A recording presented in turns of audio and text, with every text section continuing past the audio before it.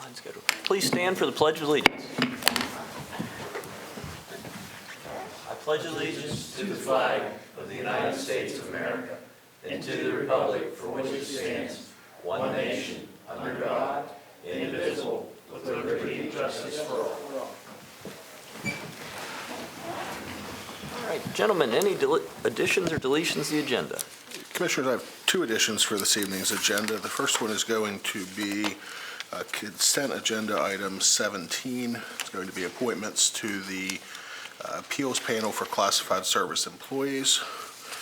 And the second will be a statement regarding closed session held on Thursday, October 20th, 2022. At that point in time, the Board of Commissioners met in public meeting at 4 p.m., voted unanimously to go into a closed session. The meeting and time and place were advertised and provided with public notice and distributed on October 19th. Meeting was closed in accordance with the general provisions article of the Maryland Code for the purposes of discussing the appointment, employment, assignment, promotion, discipline, demotion, compensation, removal, resignation, or performance evaluation of employees, and to consult with legal counsel about those topics. Present for the meeting, all three commissioners, County Administrator Jason Bennett, County Attorney Lee Beeman, Christy Liller, Director of Human Resources, as well as Cindy Young, the Recording Secretary. Commissioners undertook 3 items on the closed session agenda, matters regarding employment and personnel. All 3 matters were tabled until such matters could return in any additional closed session. And the closed session adjourned at 4:55 p.m.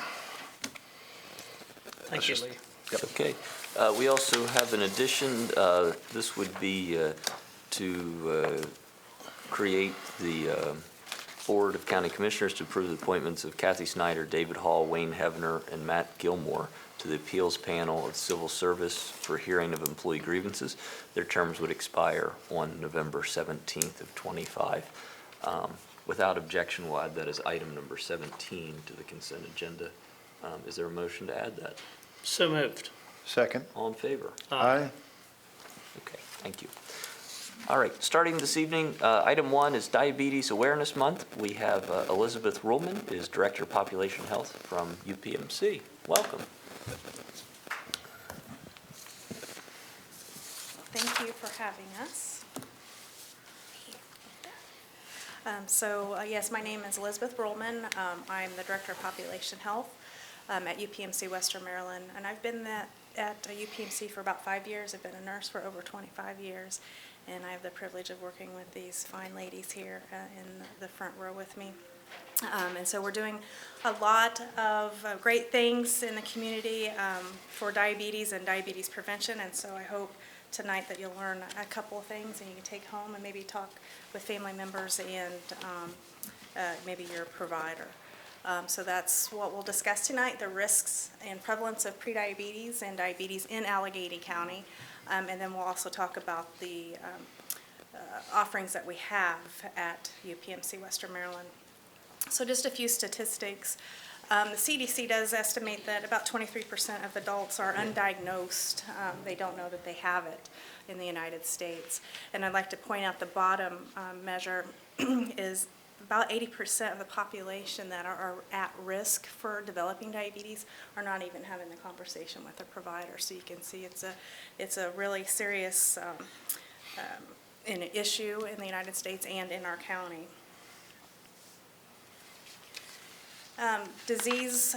Diagnosed diabetes in Allegany County. We have approximately 8,805 people in our community that are diagnosed with diabetes, and that is a rise of 2% since 2019. And the rate among the U.S. is 11.3%, and you can see in the state it's 10.5%. So our county is, we have a lot more prevalence of diabetes in our county than the rest of the state and the United States. So here's what prediabetes is. So what it means is that there's a blood sugar, your blood sugar's level higher than normal, but not high enough to be diagnosed with diabetes. And many times you will not have symptoms when your blood sugar is elevated. The risk factors would include being overweight and obesity, age 45 years or older, having a parent or a sibling that has also been diagnosed with type 2 diabetes, inactivity, and then for women, if they've ever had gestational diabetes, increases their risk. I'd like to point out that 8 out of 10 people do not know that they have prediabetes. So again, it's something that's, you may or may not have symptoms, and people are walking around with elevated blood sugars. And when that happens, you're at risk for developing diabetes. It also increases your risk of heart disease, stroke, blindness, kidney failure. And if it advances into diabetes, you can actually have circulation problems, which would increase your risk of losing toes, feet, legs, if you have any wounds that cannot heal because the circulation isn't as good as it should be. So what do we do at Western Maryland? This is how we tackle our diabetes. So we have life-changing programs. We have the diabetes prevention program, and it's tailored for those with prediabetes, so those risk factors that we identified a couple minutes ago. The goal of the DPP program is to reduce the risk of developing type 2 diabetes. And so I'll talk in a minute about how that program works. We also have a diabetes self-management training program, and this helps people that are already diagnosed with diabetes better manage their condition and understand their disease process. So the diabetes prevention program, this is a new program for us. We implemented it this year. We have highly trained health coaches that run these programs, and we offer it in person, virtually, whatever works best for the clients. It is offered with cohorts, so it serves also as a support network for people that are in the class. And they meet the first 6 months for an hour a week, and it's focused on education, healthy eating, increased physical activity, stress management, and motivation to make lifestyle changes. The second 6 months, they meet once a month, and that focus will be recipe modification, variety and balance in meals, preventing relapse, and building strong long-term positive changes. And again, we have highly trained lifestyle coaches, certified nationally as health coaches, and so even when they complete this program, we still can keep them within the UPMC Western Maryland services because they've built that lasting relationship with our health coaches, and so they still have access to them. Our diabetes self-management training program, we are certified by the American Diabetes Association, and we have had this certification since 2013, and this helps our diabetics understand how to manage their diabetes better, lifestyle modification, how to monitor their blood glucoses, and preventing other chronic conditions from developing.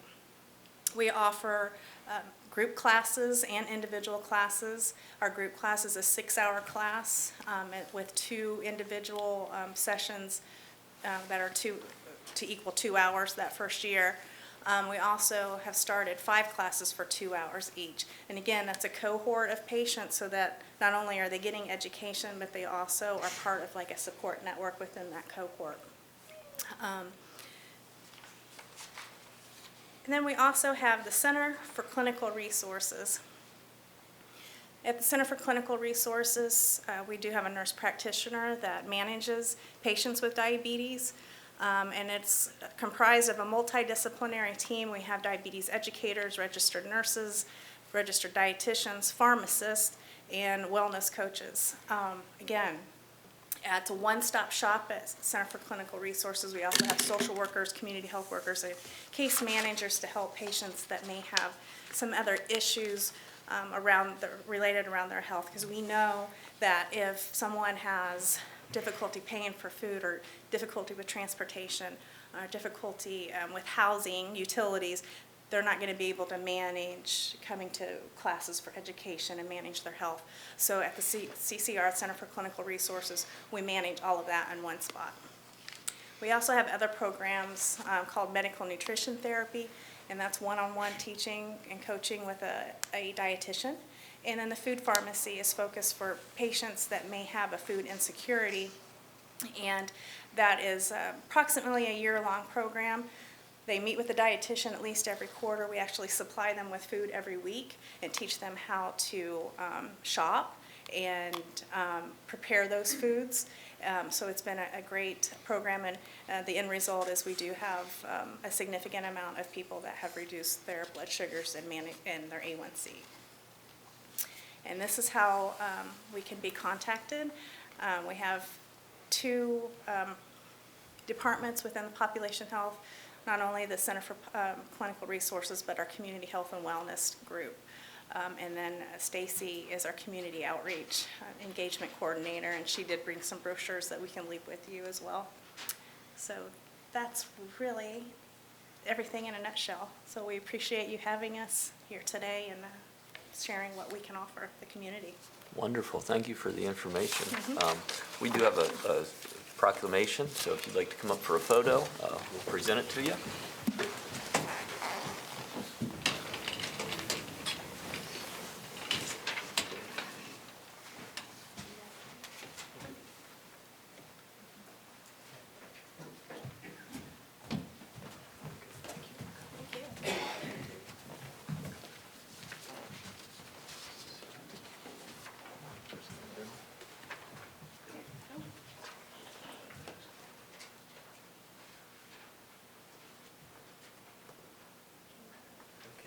Great. And therefore, we, the Board of County Commissioners of Allegany County, hereby proclaim November 2022 as Diabetes Awareness Month in Allegany County, and encourage all citizens to familiarize themselves with the signs of diabetes, to confront, fight, and most importantly, change the future of this deadly disease. And that's signed all three county commissioners, Creed Brody, Dave Caprelli, and Jake Shea. Congratulations. Thank you. Thank you very much.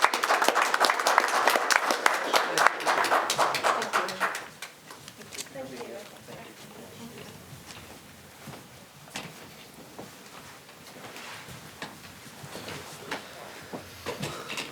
All right. Gentlemen, we're, item number 2, we did this always after Veterans Day, but we have a Veterans Day observance in recognition for our employees here in Allegany County who served in the armed services. So we have our Human Resources Director, Christy Liller. Welcome. Thank you, Commissioners, and good evening to all Allegany County employees and members of the public. This evening, Allegany County government is holding its Veterans Day observance. We celebrate Veterans Day to recognize those from all branches of the armed forces who put their lives on the line to defend the freedoms that we so often take for granted. Tonight, we would like to publicly honor all current employees of Allegany County, as well as members of the general public who proudly serve the United States of America. These individuals serve the nation with honor and at great personal sacrifice. It is my distinct privilege to recognize those Allegany County employees who identified themselves as veterans who served in the United States Armed Forces. A total of 29 Allegany County employees have identified themselves as veterans of the armed forces, with a combined total of 185 years of service representing multiple branches. Allegany County government is very proud to employ veterans and provides up to 15 calendar days of paid military leave to eligible employees on an annual basis for training purposes. At this time, we would like to recognize and honor all veterans, both Allegany County employees and the general public, with a round of applause.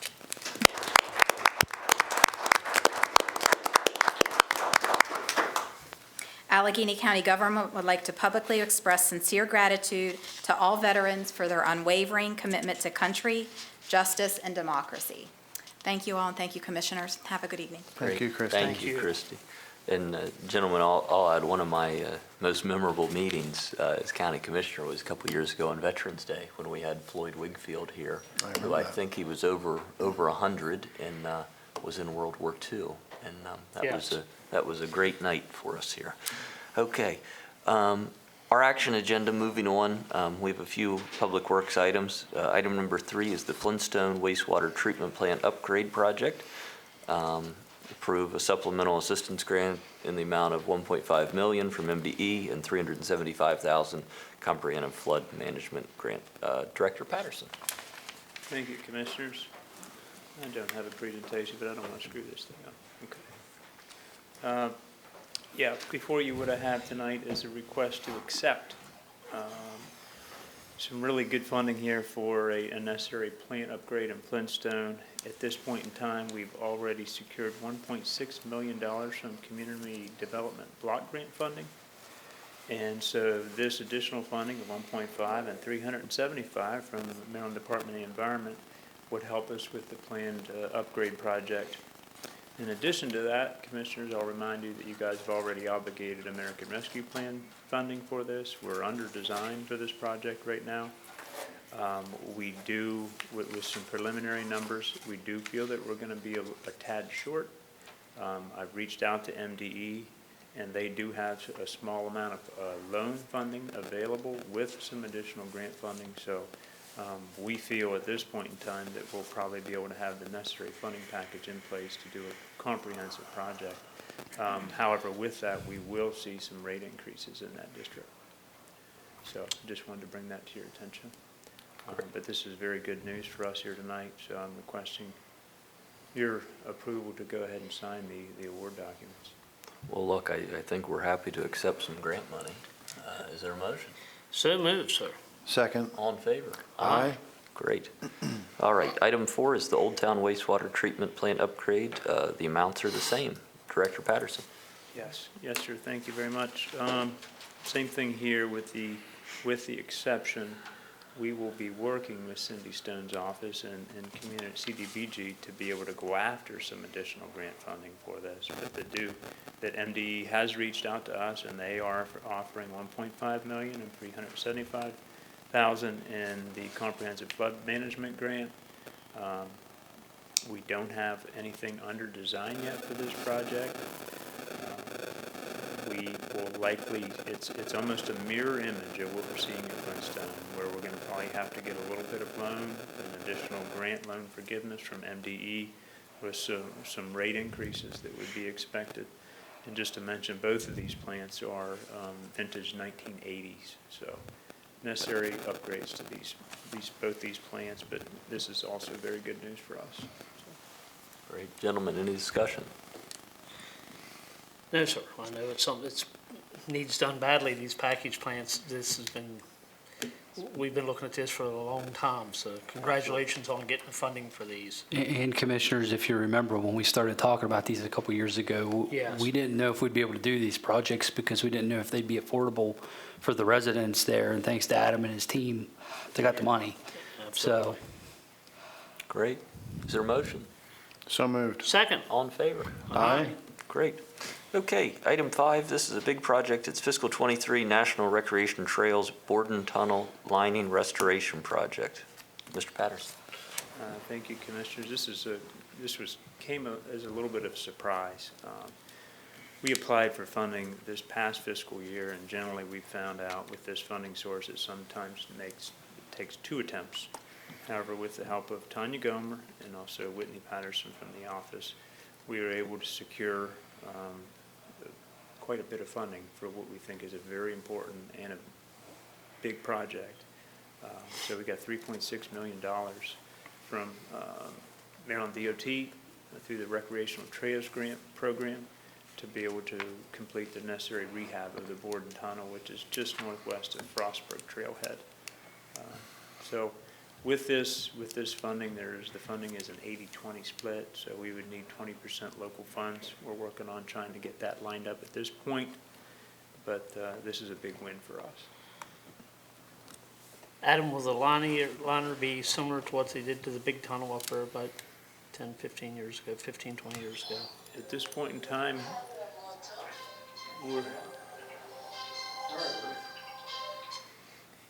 we're anticipating doing something very similar, and Okay. also a project that I did back in 2010 there on New Hope Road, where we Yes. restored that tunnel as well. Yes. With Shotcrete. So Good.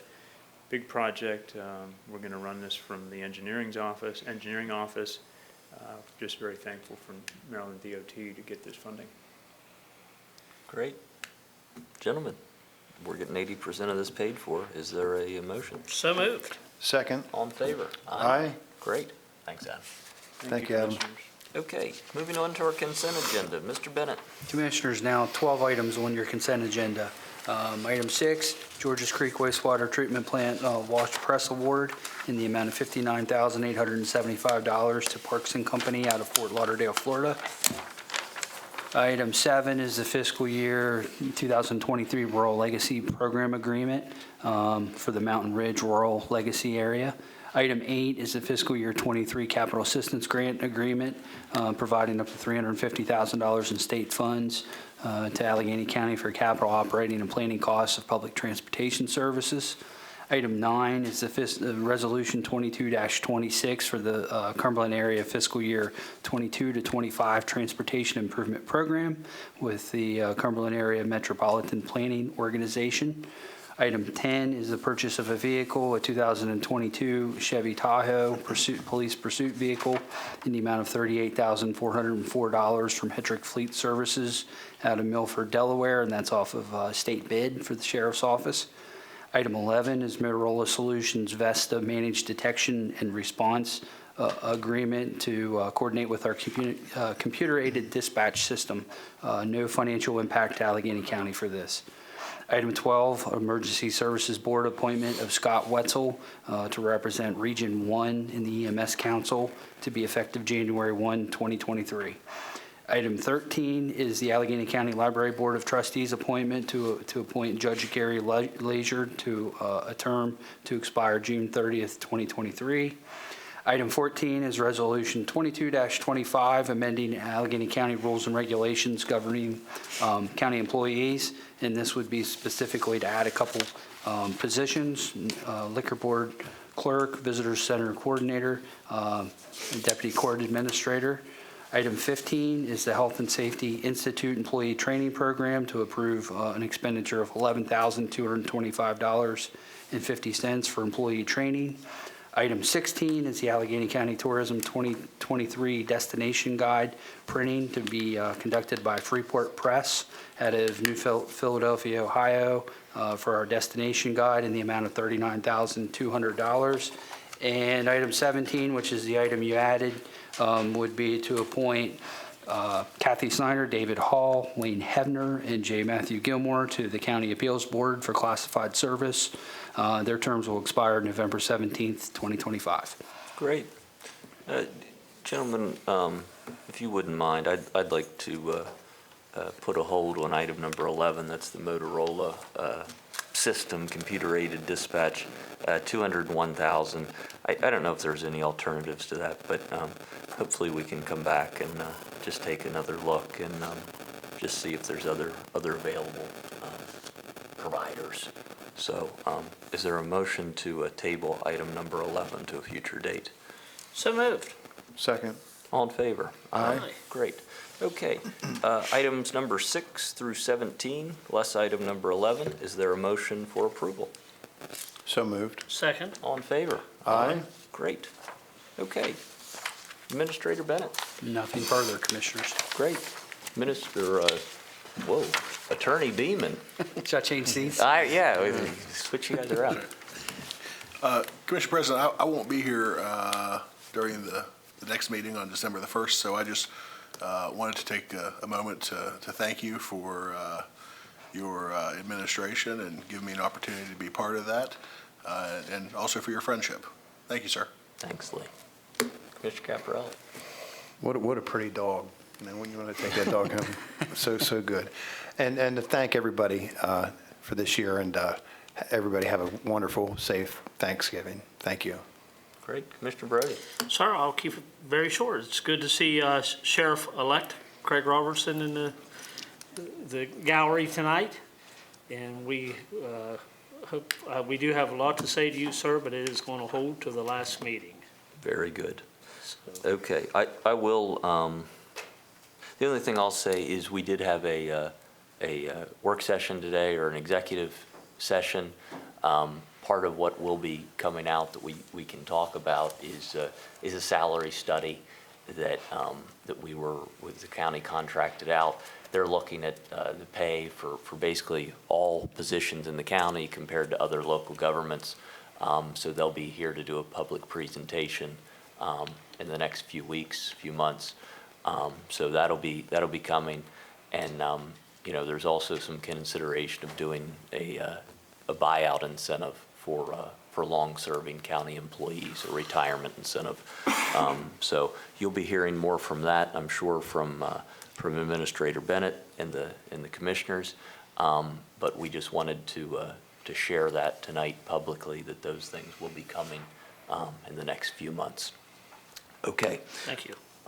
With that, we do have one person signed up to speak this evening, Mr. Dan Williams.